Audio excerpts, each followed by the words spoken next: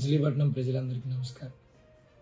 ఈరోజు ఒక యువకుడినైనా కూడా కరోనా అప్పటి నుంచి నేను హాస్పిటల్లో తిరిగేది గమనించో, లేదా ఏ కష్టంలోనైనా నేను పేదవాడికి దగ్గరగా ఉన్నానని గమనించో, లేదా ఎప్పుడైనా మీకు అందుబాటులో ఉన్నానని గమనించో, ఈరోజు నా వయసును కూడా చూడకుండా నేను ఎమ్మెల్యేగా నిలబడగానే 54,800 మంది నాకు నిలబడి నాకు ఓటేయడం జరిగింది. చాలా ఆనందంగా ఉంది. ఓటమి ఎదురైనా కూడా నా మొదటి ఎలక్షన్ నేను యువకుడినైనా కూడా నన్ను 54,000 మంది నన్ను నమ్మి వీడు మాకు నాయకుడిగా నిలబడగలడని నమ్మినందుకు ఆనందంగా ఉంది. అలాగే నా కోసం ఇంటి నుంచి కదిలి వచ్చి రేయి పగలు చూడకుండా కష్టపడిన ప్రతి వైఎస్ఆర్ కాంగ్రెస్ పార్టీ కుటుంబ సభ్యుడికి, నా స్నేహితుడికి, సన్నిహితుడికి, నా శ్రేయోభిలాషికి ఈ నా 54,000 ఓట్లని అంకితం చేస్తున్నాను.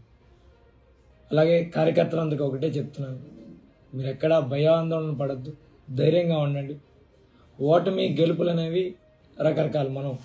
మీరు కార్యకర్తలుగా మీరు పార్టీకి పనిచేస్తూ ఓటమిని చూశారు, గెలుపుని చూశారు.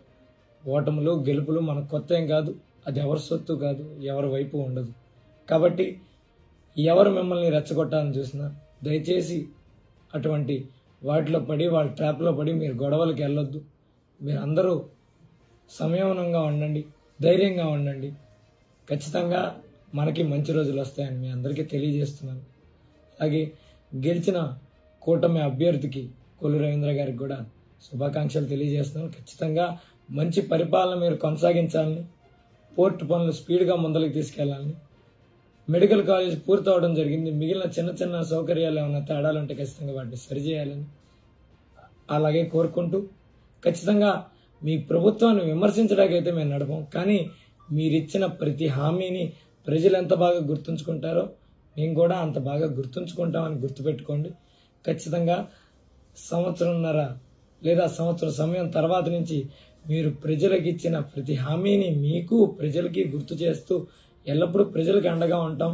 ఖచ్చితంగా మీరు మంచి చేస్తే మాత్రం మిమ్మల్ని అప్రిషియేట్ చేయడానికి కానీ మేము ముందర ఉంటామని మీకు కూడా తెలియజెప్తూ, ఖచ్చితంగా కార్యకర్తలను ధైర్యంగా ఉండమని కోరుకుంటూ సెలవు తీసుకున్నాను.